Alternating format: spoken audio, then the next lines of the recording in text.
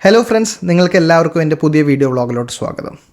നമ്മുടെ ഇന്നത്തെ ടോപ്പിക്ക് വളരെ ലളിതമായൊരു ടോപ്പിക്കാണ്, പക്ഷേ നമ്മളെല്ലാവരും മാൻഡേറ്ററിലി അറിഞ്ഞിരിക്കേണ്ട ഒരു ടോപ്പിക്കാണ്. ആ ടോപ്പിക് എന്ന് പറഞ്ഞിട്ടുണ്ടെങ്കിൽ എന്താണ് ഒരു പാൻ കാർഡ്? നമ്മളെല്ലാവരും ഒരു പാൻ കാർഡ് നിർബന്ധമായിട്ടും കൈവശപ്പെടുത്തിയിരിക്കണമോ? പാൻ കാർഡ് ഉള്ളത് കൊണ്ട് നമ്മൾ റിട്ടേൺ ഫയൽ ചെയ്യണോ, അല്ലെങ്കിൽ നിർബന്ധമായും നമ്മൾ റിട്ടേൺ ഫയൽ ചെയ്യേണ്ട ആവശ്യമുണ്ടോ?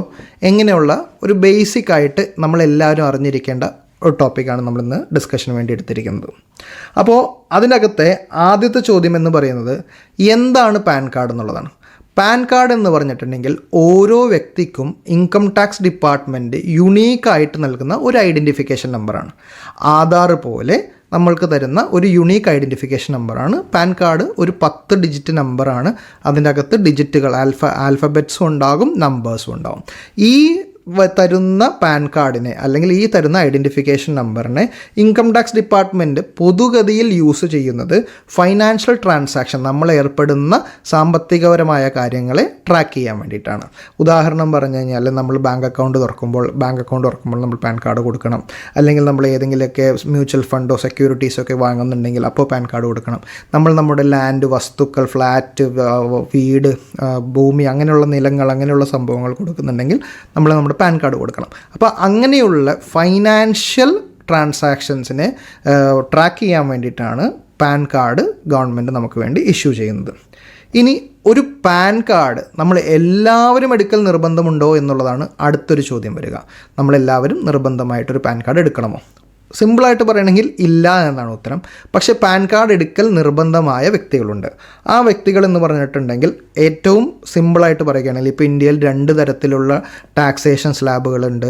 ചില സമയങ്ങളിൽ 2.5 ലക്ഷം രൂപയാണ് നിങ്ങളുടെ വരുമാനമെങ്കിൽ അതിൽ കൂടുതൽ വരുമാനം ഉണ്ടെങ്കിൽ ടാക്സ് വരും.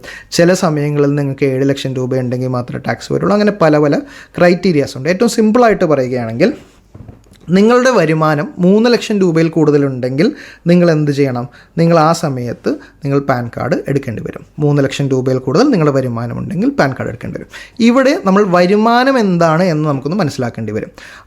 ഒരു ഉദാഹരണം പറയുകയാണെങ്കിൽ നമുക്ക് 1 ലക്ഷം രൂപ വാടക കിട്ടുന്നുണ്ടെങ്കിൽ, ഒരു കൊല്ലത്തിൽ 1 ലക്ഷം രൂപ വാടക കിട്ടുന്നുണ്ടെങ്കിൽ ഗവൺമെൻറ്റിൻ്റെ പ്രകാരം ഈ 1 ലക്ഷം രൂപയും നമ്മുടെ വരുമാനമല്ല.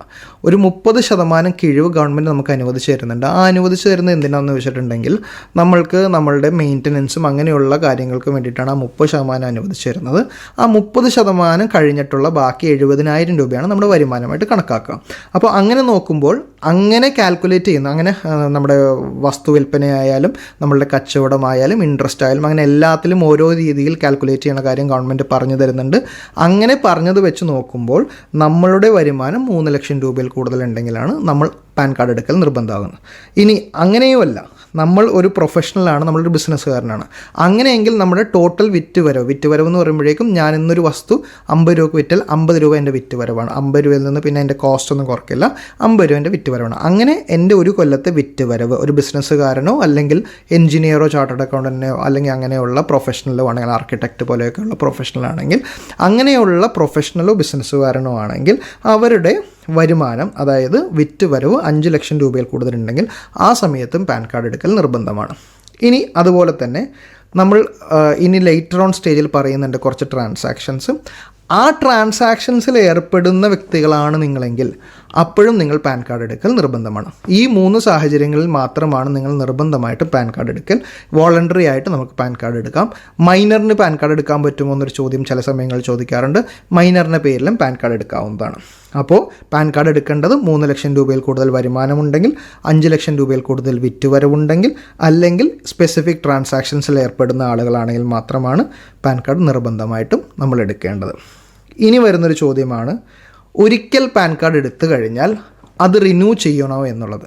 നമ്മൾക്ക് ലഭിച്ച പാൻ കാർഡ്, ഒരിക്കൽ അപ്ലൈ ചെയ്ത് കിട്ടിയ പാൻ കാർഡ് നമുക്ക് ലഭിച്ചു കഴിഞ്ഞാൽ അത് റിന്യൂ ചെയ്യണോ എന്നുള്ളതാണ് ചോദ്യം.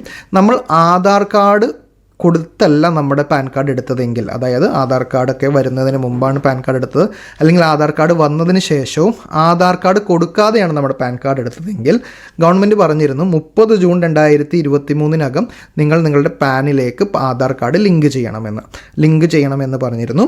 ലിങ്ക് ചെയ്യാത്ത പക്ഷം 30 ജൂൺ 2023 ലിങ്ക് ചെയ്യാത്ത എല്ലാ പാൻ കാർഡും ഇനോപ്പറേറ്റീവ് എന്ന് പറയുമ്പോഴേക്കും അസാധുവായി, അത് ഉള്ളതായിട്ട് കണക്കാക്കുകയില്ല. അങ്ങനെ വരുന്ന കഴിയുമ്പോഴേക്കും എന്ത് സംഭവിക്കുമെന്ന് വെച്ചിട്ടുണ്ടെങ്കിൽ നിങ്ങൾക്ക് പാൻ കാർഡ് ഇല്ലാത്തതിന് തുല്യമാകും. ഇനി ഒരു pan card Aadhaar card link ചെയ്യാത്തത് കൊണ്ട് ഇനോപ്പറേറ്റീവ് ആയാൽ നിങ്ങൾക്ക് എന്ത് സംഭവിക്കുമെന്നാണ് നമ്മൾ മനസ്സിലാക്കുന്നത്. അതായത് ഇപ്പോൾ ഒരു ഉദാഹരണം പറഞ്ഞു കഴിഞ്ഞാൽ, ഒരു ലാൻഡ് സെയിൽ, നമ്മളൊരു ലാൻഡ് വിൽക്കുമ്പോൾ അത് 50 ലക്ഷം രൂപയിൽ കൂടുതലുണ്ടെങ്കിൽ 1% TDS ഗവൺമെൻറ്റിലേക്ക് അടച്ചതിന് ശേഷം 49,50,000 രൂപയായിരിക്കും നമ്മളുടെ സെല്ലർ നമുക്ക് തരിക. 50,000 രൂപ നമ്മുടെ പാൻ കാർഡിലേക്ക് അടച്ചിട്ടുണ്ടാവും. ഇതേ സമയം നമ്മുടെ പാൻ കാർഡ് ഇനോപ്പറേറ്റീവ് ആണ്, ആധാർ കാർഡ് ലിങ്ക് ചെയ്യാത്തതുകൊണ്ട് ഇനോപ്പറേറ്റീവ് ആണെങ്കിൽ 20% 10 ലക്ഷം രൂപ മൈനസ് ചെയ്തിട്ട് 40 ലക്ഷം രൂപ മാത്രമാണ് നമ്മളുടെ എന്ത് ചെയ്യുള്ളൂ, സെല്ലർ നമുക്ക് പൈസ തരികയുള്ളൂ. ഇവിടെ വേറൊരു ട്വിസ്റ്റ് എന്താണെന്ന് വെച്ചിട്ടുണ്ടെങ്കിൽ ആ 10 ലക്ഷം രൂപ ഡിഡക്റ്റ് ചെയ്ത് ഗവൺമെൻറ്റിൽ നിന്ന് റീഫണ്ടും കിട്ടുകയില്ല. അതേസമയം ലിങ്ക് ചെയ്തിരുന്നിട്ട് നമ്മുടെ കയ്യിൽ നിന്ന് 50,000 ഡിഡക്റ്റ് ചെയ്തിരുന്നെങ്കിൽ അത് ലേറ്റർ ഓൺ ടാക്സിലേക്ക് അഡ്ജസ്റ്റ് ചെയ്യുകയോ അല്ലെങ്കിൽ റീഫണ്ട് മേടിക്കാനോ സാധിക്കുമായിരുന്നു. അപ്പോൾ ഇനിയുള്ള ചോദ്യം, നമ്മൾ 30 ജൂൺ 2023 അകത്ത് ആധാർ കാർഡ് ആധാർ കാർഡായിട്ട് പാൻ കാർഡ് ലിങ്ക് ചെയ്തില്ല. അങ്ങനെയെങ്കിൽ അതെനിക്ക് വീണ്ടും ഓപ്പറേറ്റീവ് ആക്കാനുള്ള ഒരു ഓപ്ഷൻ ഉണ്ടോ എന്നുള്ളതാണ്. തീർച്ചയായിട്ടും ഓപ്ഷൻ ഉണ്ട്. 30 ജൂൺ വരെ നമുക്ക് പൈസയൊന്നുമില്ലാതെ ഡയറക്റ്റ് ചെന്ന് ലിങ്ക് ചെയ്യാമായിരുന്നു. പക്ഷേ 30 ജൂണിന് ശേഷം ഇനോപ്പറേറ്റീവ് ആയതിനു ശേഷം ഓപ്പറേറ്റീവ് ആക്കാനായിട്ട് 1000 രൂപ നമ്മൾ അടച്ചുകൊണ്ട് ആധാർ കാർഡ് അപ്ഡേറ്റ് ചെയ്ത് കഴിഞ്ഞാൽ, ഇൻകം ടാക്സ് സൈറ്റിൽ അപ്ഡേറ്റ് ചെയ്ത് കഴിഞ്ഞാൽ നമ്മളുടെ പാൻ കാർഡ് ഓപ്പറേറ്റീവ് ആകുന്നതാണ്. ഇനി വരുന്ന ചോദ്യം എന്ന് പറഞ്ഞിട്ടുണ്ടെങ്കിൽ, ഒരു വ്യക്തിക്ക് ഒന്നിൽ കൂടുതൽ പാൻ കാർഡ് പ്രോസസ്സ് ചെയ്യാൻ പറ്റുമോ എന്നുള്ളതാണ്. നേരത്തെ ആധാർ കാർഡായിട്ട് ലിങ്ക് ചെയ്യില്ലായിരുന്നു നമ്മുടെ പാൻ കാർഡ് എന്ന് പറഞ്ഞിരുന്നു. അതേപോലെ തന്നെ നമ്മൾ പാൻ കാർഡ് എടുക്കുമ്പോൾ ആധാർ കാർഡ് കൊടുക്കൽ നിർബന്ധവുമില്ലായിരുന്നു. അങ്ങനെയുള്ള അവസരങ്ങളിൽ നമ്മൾക്കൊരു പാൻ കാർഡ് ഉണ്ടെങ്കിൽ നമ്മൾ വീണ്ടും അപ്ലൈ ചെയ്ത് കഴിഞ്ഞാൽ നമുക്കൊരു പാൻ കാർഡ്, രണ്ടാമത്തെ ഒരു പാൻ കാർഡ് കിട്ടുമായിരുന്നു. അപ്പോൾ അങ്ങനെ ഏതെങ്കിലുമൊക്കെ തരത്തിൽ നിങ്ങൾക്ക് 2 പാൻ കാർഡ് ഉണ്ടെങ്കിൽ നിങ്ങൾ 2 പാൻ കാർഡ് വെക്കാൻ നിങ്ങൾക്ക് പറ്റുകയില്ല. അത് ശിക്ഷാർഹമാണ്. നിങ്ങൾക്ക് 10,000 രൂപ വരെ പെനാൽറ്റി ലഭിക്കാം. അതുകൊണ്ട് നിങ്ങളുടെ കയ്യിൽ ഡ്യൂപ്ലിക്കേറ്റ് അല്ല, രണ്ടാമതൊരു പാൻ കാർഡ് ഉണ്ടെങ്കിൽ നിങ്ങൾ സറണ്ടർ ചെയ്യണം. ഇപ്പോൾ നമുക്കത് സാധ്യമല്ല. കാരണം എന്താണെന്ന് വെച്ചിട്ടുണ്ടെങ്കിൽ നമ്മൾ ഓട്ടോമാറ്റിക്കലി പാൻ കാർഡ് അപ്ലൈ ചെയ്യുമ്പോൾ ആധാർ കൊടുത്താൽ മാത്രമാണ്, ആധാറും OTP ഒക്കെ കൊടുത്താൽ മാത്രമാണ് നമുക്ക് പാൻ കാർഡ് കിട്ടുകയുള്ളൂ. ഒരു ആധാറിന് അഗേൻസ്റ്റ് ഒരു പാനേ കിട്ടുള്ളൂ. അപ്പോൾ ഡ്യൂപ്ലിക്കേറ്റ് അല്ലെങ്കിൽ രണ്ടാമതൊരു പാൻ സാധ്യമല്ല. പക്ഷേ അതിന് മുമ്പ് നിങ്ങൾക്ക് ആർക്കെങ്കിലും പാൻ കാർഡ് ഉണ്ട് എങ്കിൽ, 2 പാൻ കാർഡ് ഉണ്ടെങ്കിൽ നിങ്ങൾ സറണ്ടർ ചെയ്യേണ്ടതാണ്. പിന്നെ വരുന്നൊരു ചോദ്യമാണ്, പാൻ കാർഡ് ഹോൾഡ് ചെയ്യുന്ന എല്ലാ വ്യക്തികളും ഇൻകം ടാക്സ് റിട്ടേൺ ഫയൽ ചെയ്യണമോ എന്നുള്ളത്. ഞാൻ ഏതെങ്കിലുമൊക്കെ ആവശ്യത്തിന് വേണ്ടി പാൻ കാർഡ് എടുത്തിട്ടുണ്ടായിരുന്നു. ഞാൻ അങ്ങനെയാണെങ്കിൽ എല്ലാ കൊല്ലവും റിട്ടേൺ ഫയൽ ചെയ്യണമോ എന്നുള്ളത്. സിമ്പിളായിട്ടുള്ളൊരു ഉത്തരം വേണ്ട എന്ന് തന്നെയാണ്. പക്ഷേ നിങ്ങൾ ഫയൽ ചെയ്യൽ നിർബന്ധമായ 2-3 സിറ്റുവേഷൻസ് ഉണ്ട്. അതിലൊന്ന് എന്ന് പറയുന്നത് 3 ലക്ഷം രൂപയിൽ കൂടുതൽ നിങ്ങൾക്ക് വരുമാനമുണ്ടെങ്കിലാണ്. അത് നമ്മൾ നേരത്തെ സംസാരിച്ചു, എങ്ങനെയാണ് നിങ്ങൾക്ക് 3 ലക്ഷം രൂപ കണക്കാക്കുന്നതെന്ന്. അങ്ങനെ 3 ലക്ഷം രൂപയിൽ കൂടുതൽ വരുമാനം ഉണ്ടെങ്കിൽ നിങ്ങൾ എന്ത് ചെയ്യണം, നിർബന്ധമായിട്ട് റിട്ടേൺ ഫയൽ ചെയ്യണം. അതേപോലെ തന്നെ നിങ്ങളിപ്പോൾ ഔട്ട് ഓഫ് ഇന്ത്യയിൽ, ഇവിടെ വരുമാനങ്ങളൊന്നുമില്ല, ഔട്ട് ഓഫ് ഇന്ത്യയിൽ ഏതെങ്കിലുമൊക്കെ അസറ്റോ ബാങ്ക് അക്കൗണ്ടോ ഒക്കെ ഹോൾഡ് ചെയ്യണമെങ്കിൽ ആ സമയത്ത് നിങ്ങൾ എന്ത് ചെയ്യണം, റിട്ടേൺ ഫയൽ ചെയ്യണം. ഇപ്പോൾ അതിനൊരു ഉദാഹരണം പറയുകയാണെങ്കിൽ, ഞാനൊരു NRI ആണ്, ഞാനവിടെ റിട്ടയർ ചെയ്ത് ഇവിടെ വന്ന് താമസിക്കുകയാണ്. പക്ഷേ എൻ്റെ ഒരു അക്കൗണ്ട് അവിടെ ഞാൻ ജോലി ചെയ്തിരുന്ന രാജ്യത്ത് മെയിൻറ്റെയിൻ ചെയ്യുന്നുണ്ടെങ്കിൽ ആ സമയത്ത് നിങ്ങൾക്ക് ഇന്ത്യയിൽ 3 ലക്ഷം രൂപ വരുമാനമില്ല എങ്കിൽ കൂടി നിങ്ങൾ റിട്ടേൺ ഫയൽ ചെയ്യേണ്ട നിർബന്ധമാണ്. നിങ്ങളുടെ കറണ്ട് അക്കൗണ്ടിൽ 1 കോടി രൂപയിലോ അതിൽ കൂടുതലോ ഡെപ്പോസിറ്റ് വന്നിട്ടുണ്ടെങ്കിൽ അപ്പോഴും ഫയൽ ചെയ്യണം. ചിലർ പറയാറുണ്ട് അത് വേറെ ആരെങ്കിലും പൈസയാണ്, വേറെ ആൾ അല്ലെങ്കിൽ ചില ബ്രോക്കർ ആളുകൾ പറയാറുണ്ട് അത് ലാൻഡ് സെയിലിന് വേണ്ടി വന്നു, 1 കോടി വന്നു, അതേ 1 കോടി ഞാൻ എന്ത് ചെയ്തു, എനിക്ക് തന്ന ആളുടെ പർച്ചേസിന് വേണ്ടി കൊടുത്തു എന്നൊക്കെ പറയാറുണ്ട്. പക്ഷേ അങ്ങനെയാണെങ്കിൽ കൂടി നിങ്ങളുടെ വരുമാനമല്ല എങ്കിൽ കൂടി 1 കോടിയോ അതിൽ കൂടുതലോ നിങ്ങളുടെ കറണ്ട് അക്കൗണ്ടിൽ വന്നാലും നിങ്ങൾ എന്ത് ചെയ്യണം, റിട്ടേൺ ഫയൽ ചെയ്യുന്നത് നിർബന്ധമാണ്. അതേപോലെ തന്നെ 50 ലക്ഷം രൂപയോ അതിൽ കൂടുതലോ നിങ്ങളുടെ സേവിങ്സ് അക്കൗണ്ടിൽ ഡെപ്പോസിറ്റ് വന്നാലും, അത് ചെക്കാകാം, ക്ലിയറിംഗ് ആകാം, എങ്ങനെയായാലും ഡെപ്പോസിറ്റ് വന്നാലും നിങ്ങൾ നിർബന്ധമായിട്ടും റിട്ടേൺ ഫയൽ ചെയ്യേണ്ടതാണ്.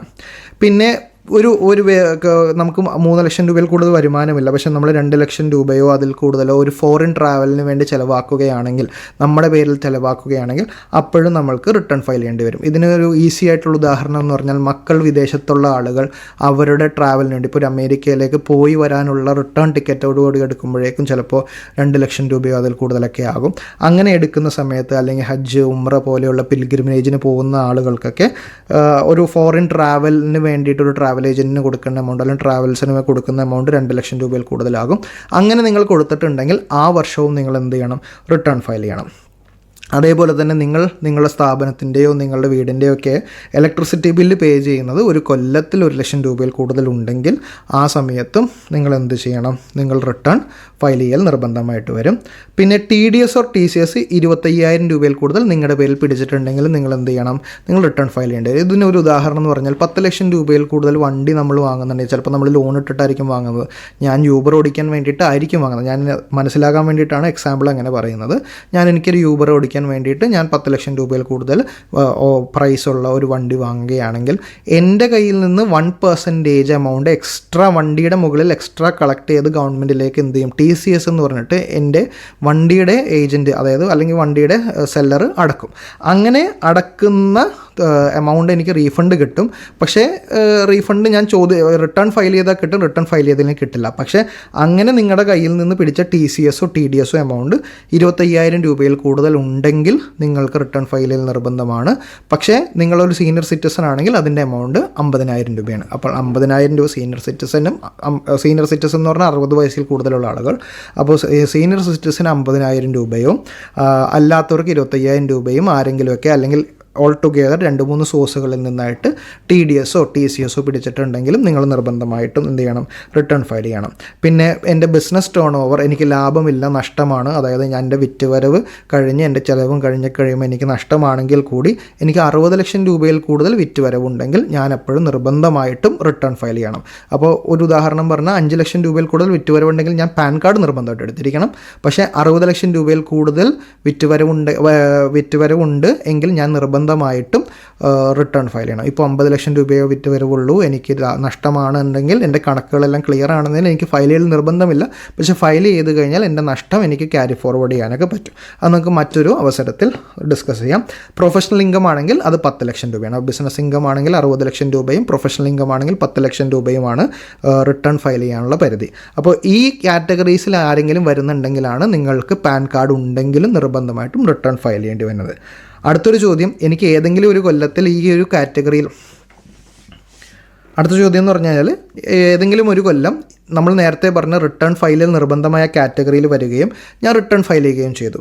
അങ്ങനെയെങ്കിൽ ഞാൻ അടുത്ത കൊല്ലവും, അതായത് അത് കഴിഞ്ഞിട്ടുള്ള കൊല്ലവും നിർബന്ധമായിട്ടും റിട്ടേൺ ഫയൽ ചെയ്യണം. ഒരു ഉദാഹരണം പറഞ്ഞാൽ, ഞാൻ എൻ്റെ മക്കളുടെ അടുത്ത് പോകാൻ വേണ്ടിയിട്ട് 2,00,000 രൂപയിൽ കൂടുതൽ പൈസ നൽകിക്കൊണ്ട് ഒരു ഫോറിൻ ട്രാവൽ നടത്തി. അതുകൊണ്ട് എനിക്ക് കഴിഞ്ഞ വർഷത്തിൽ റിട്ടേൺ ഫയൽ ചെയ്യേണ്ടി വന്നു എന്ന് വിചാരിക്കുക. അങ്ങനെയെങ്കിൽ ഞാൻ ഈ കൊല്ലവും റിട്ടേൺ ഫയൽ ചെയ്യണം. എനിക്ക് ഈ കൊല്ലം അങ്ങനത്തെ ഉള്ള എക്സ്പെൻസുകളില്ല, എൻ്റെ ടോട്ടൽ ഇൻകം 3,00,000 രൂപയിൽ താഴെയാണ്, അങ്ങനെയെങ്കിൽ റിട്ടേൺ ഫയൽ ചെയ്യണമെന്ന് ചോദിച്ചു കഴിഞ്ഞാൽ വേണ്ട എന്ന് തന്നെയാണ് മറുപടി. നിങ്ങൾ നേരത്തെ പറഞ്ഞ ഏതെങ്കിലുമൊക്കെ കാറ്റഗറിയിൽ എല്ലാ കൊല്ലവും പെടുന്നുണ്ടെങ്കിൽ, ഈച്ച് കൊല്ലം നമ്മൾ നോക്കും, ഏതെങ്കിലുമൊക്കെ കൊല്ലം പെടുന്നുണ്ടെങ്കിൽ മാത്രം, പെടുന്ന കൊല്ലങ്ങളിൽ മാത്രം നമ്മൾ എന്ത് ചെയ്താൽ മതി? റിട്ടേൺ ഫയൽ ചെയ്താൽ മതി. പക്ഷേ റിട്ടേൺ ഫയൽ ചെയ്യുന്നതൊരു ശീലമാക്കുന്നതും നമുക്കൊരു ട്രാക്ക് ഉണ്ടാകുന്നതും എപ്പോഴും നല്ലതാണ്. കാരണം എന്താ വെച്ചിട്ടുണ്ടെങ്കിൽ, നമ്മളിപ്പോൾ ഒരു ലോണിന് വേണ്ടി അപ്ലൈ ചെയ്യണം, ഒരു ഹൗസിംഗ് ലോണിന് വേണ്ടിയൊക്കെ അപ്ലൈ ചെയ്യുകയാണെങ്കിൽ, അല്ലെങ്കിൽ ഒരു വണ്ടി എടുക്കാൻ വേണ്ടി അപ്ലൈ ചെയ്യുകയാണെങ്കിൽ, ആദ്യത്തെ ഒരു ചോദ്യം എന്ന് പറഞ്ഞാൽ നിങ്ങളുടെ കഴിഞ്ഞ 3 കൊല്ലങ്ങളുടെ ഇൻകം ടാക്സ് റിട്ടേൺ കാണിക്കൂ എന്നുള്ളതാണ്. അപ്പോൾ നമുക്ക് നിർബന്ധമില്ല എങ്കിൽ കൂടി ഇപ്പോഴത്തെ സാഹചര്യം വെച്ച് നോക്കുകയാണെങ്കിൽ 7,00,000 രൂപ വരെ വരുമാനം കാണിച്ച് നമ്മൾ റിട്ടേൺ ഫയൽ ചെയ്ത് കഴിഞ്ഞ് കഴിഞ്ഞാൽ നമുക്ക് ടാക്സ് നൽകേണ്ടതില്ല. അപ്പോൾ 7,00,000 രൂപ വരെ വരുമാനമുള്ളൂ, എനിക്ക് ടാക്സ് നൽകേണ്ടതില്ലല്ലോ എന്ന് പറഞ്ഞ് റിട്ടേൺ ഫയൽ ചെയ്യാതിരിക്കുന്നതിനേക്കാളും നല്ലത് റിട്ടേൺ ഫയൽ ചെയ്ത് നമ്മൾ ട്രാക്ക് കീപ്പ് ചെയ്യുന്നതാണ്. നമ്മൾ അമേരിക്കൻ വിസ, ഷെങ്കൻ വിസ പോലെയുള്ള വിസകൾക്ക് അപ്ലൈ ചെയ്യുമ്പോഴും നമുക്ക്, അല്ലെങ്കിൽ കാനഡ, ഇപ്പോൾ പിള്ളേരെ കാണാൻ പോകാൻ ഇപ്പോൾ ഏറ്റവും കൂടുതൽ ആളുകൾ മൈഗ്രേറ്റ് ചെയ്യുന്ന സ്ഥലമാണല്ലോ കാനഡ. അപ്പോൾ കാനഡയ്ക്കൊക്കെ പോകുമ്പോഴേക്കും നമ്മുടെ അടുത്ത് ചോദിക്കും കഴിഞ്ഞ 3 കൊല്ലത്തെ റിട്ടേൺ ഫയൽ ചെയ്ത ഡീറ്റെയിൽസ് കാണട്ടെ എന്ന് പറയും.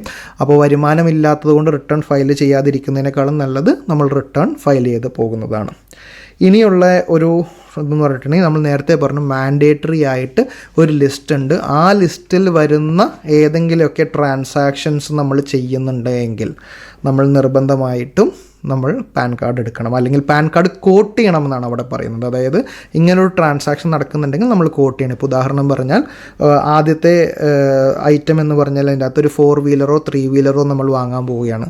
അപ്പോൾ അതേസമയം ഇപ്പോൾ ഞാനൊരു ഓട്ടോ വാങ്ങാൻ പോവുകയാണ്, എൻ്റെ ഉപജീവനത്തിനായി ഞാനൊരു ഓട്ടോ വാങ്ങാൻ പോകുന്നു. ഓട്ടോ വാങ്ങാൻ പോകുന്ന സമയത്ത് എൻ്റെ ഡീലർക്ക്, എനിക്ക് ഓട്ടോ വിൽക്കുന്ന ആൾക്ക് ഞാൻ എന്ത് ചെയ്യണം, എൻ്റെ പാൻ കാർഡ് കോട്ട് ചെയ്യൽ നിർബന്ധമാണ്. എൻ്റെ പാൻ കാർഡ് ഞാൻ അവിടെ നൽകണം. അപ്പോൾ അതേപോലത്തെ ട്രാൻസാക്ഷൻസ് പറഞ്ഞിട്ടുണ്ടെങ്കിൽ 3 വീലർ 4 വീലർ വാങ്ങുന്ന സമയത്ത് ഞാൻ എൻ്റെ പാൻ കാർഡ് കോട്ട് ചെയ്യണം. ഞാനൊരു ബാങ്ക് അക്കൗണ്ട് തുറക്കുന്ന സമയത്ത് ഞാൻ പാൻ കാർഡ് കോട്ട് ചെയ്യണം.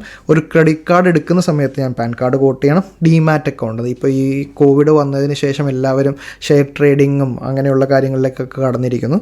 അപ്പോൾ അങ്ങനെ ഒരു ഡിമാറ്റ് അക്കൗണ്ട് തുറക്കണമെങ്കിൽ ഞാൻ പാൻ കാർഡ് നൽകണം. ഞാൻ ക്യാഷായിട്ട് ഒരു ഹോട്ടലിൽ 50,000 രൂപയോ അതിൽ കൂടുതലോ സെറ്റിൽ ചെയ്യുന്നുണ്ടെങ്കിൽ, റെസ്റ്റോറൻറ്റിലോ ഹോട്ടലിലോ 50,000 രൂപ കൂടുതൽ ക്യാഷായിട്ട് കൊടുക്കുന്നുണ്ടെങ്കിൽ അവിടെയും അതേപോലെ എന്ത് ചെയ്യണം, ഞാൻ എൻ്റെ പാൻ കാർഡ് കോട്ട് ചെയ്യണം.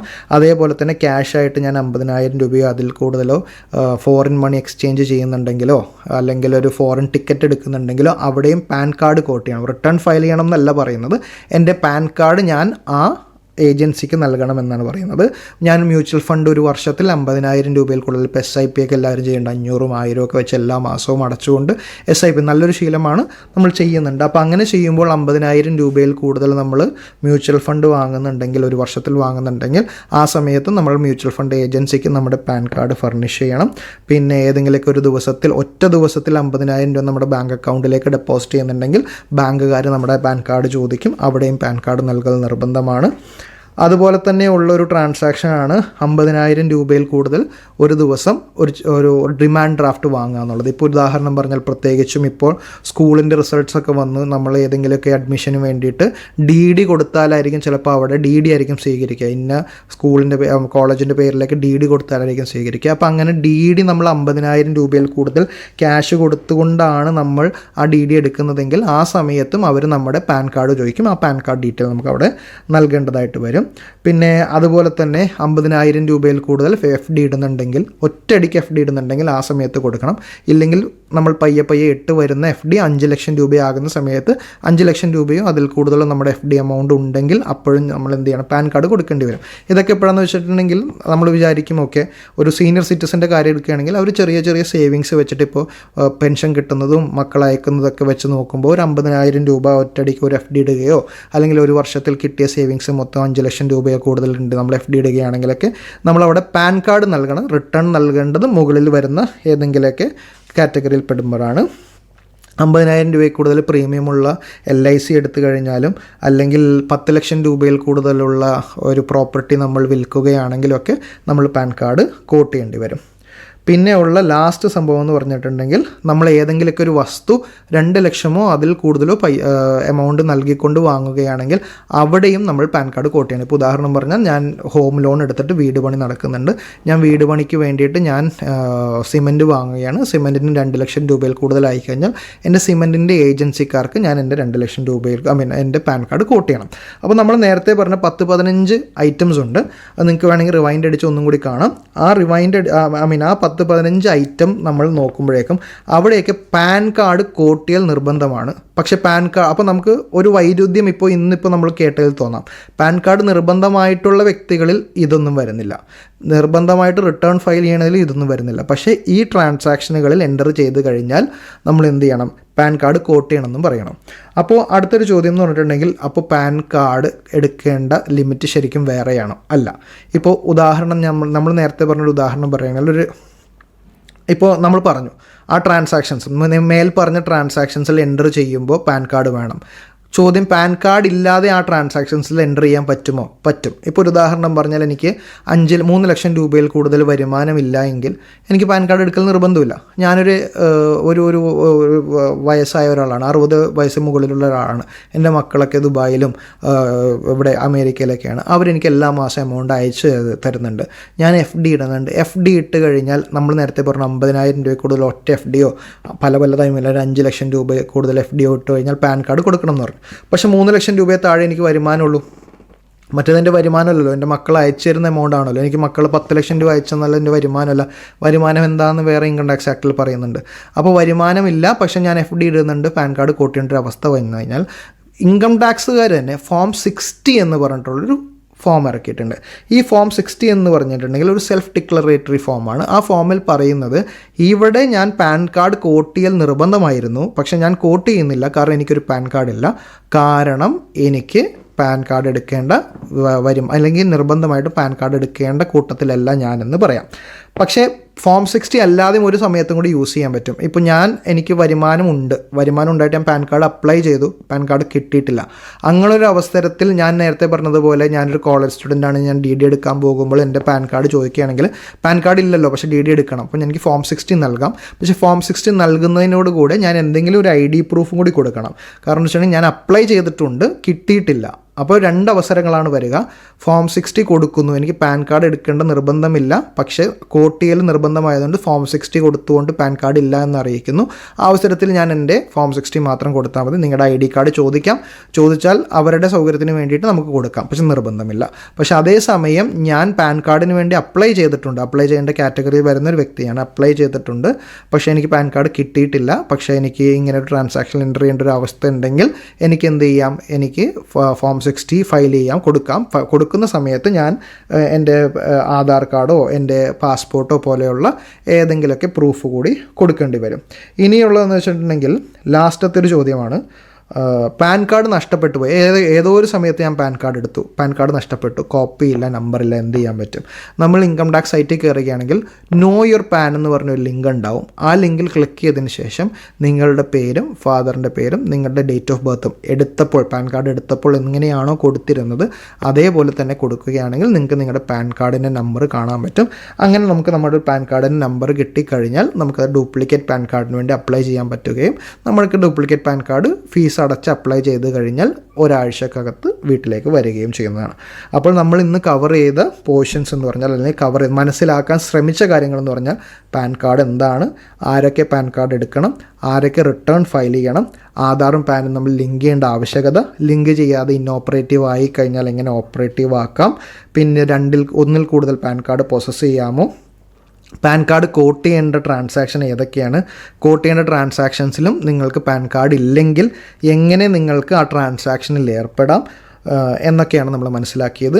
ഈ ഒരു വീഡിയോ നിങ്ങൾക്ക് ഉപകാരപ്പെട്ടു എന്ന് വിശ്വസിക്കുന്നു. ഇതുപോലെയുള്ള വീഡിയോകളായിട്ട് നമുക്ക് അടുത്ത തവണ കാണാം. താങ്ക്